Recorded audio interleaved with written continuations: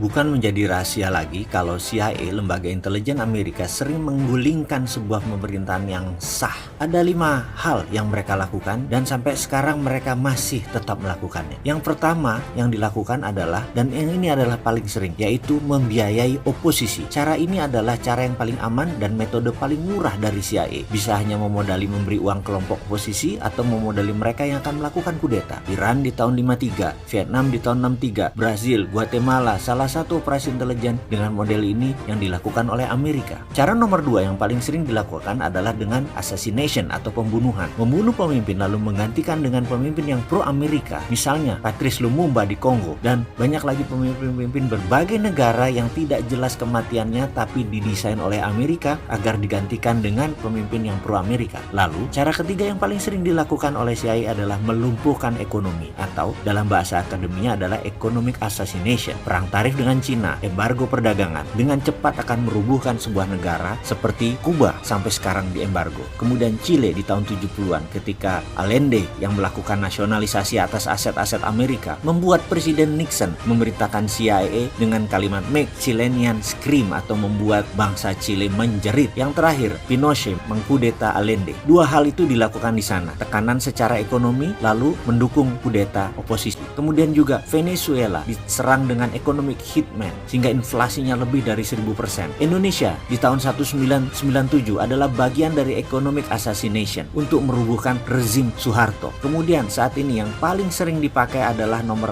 4, yaitu pengambil alihan kendali atas media. CIA akan membeli koran, membeli TV, membeli radio untuk merubah opini publik dan melakukan kampanye anti penguasa yang anti Amerika. Di Italia, CIA pernah membeli koran Rome Daily American agar Italia tidak jatuh ke tangan komunis. Namun sekarang petinggi CIA pernah berkata lebih gampang membeli wartawan dan redakturnya daripada membeli koran atau media. Karena itu banyak sekali sekarang foreign jurnalis yang dibayar oleh CIA, dan di media warfare ini kuncinya adalah kendali informasi, di mana sekarang meluas ke internet dan medsos dengan analitik strateginya. Terakhir adalah membangun kepanikan atau menciptakan chaos, menciptakan ketegangan sosial. Seringnya ada demo atau street protest, itu adalah bagian menciptakan kekacauan atau chaos. Turun ke jalan berdemo adalah CIA style sekali. Coba lihat, coba ingat-ingat di Indonesia yang sedikit-sedikit turun ke jalan, belakangnya pasti siapa? Kita bahas detailnya di chapter yang lain. Dan pastikan mereka yang turun ke jalan itu tidak tahu apa motif asli demo tadi. Itu adalah kunci sukses demo. Misalnya tokoh Iran Muhammad Mossadegh yang menasionalisasi aset minyak Inggris di tahun 53, digalanglah demo besar-besaran sampai terguling, dan kemudian boneka Amerika Shah Iran dijadikan monarki lagi.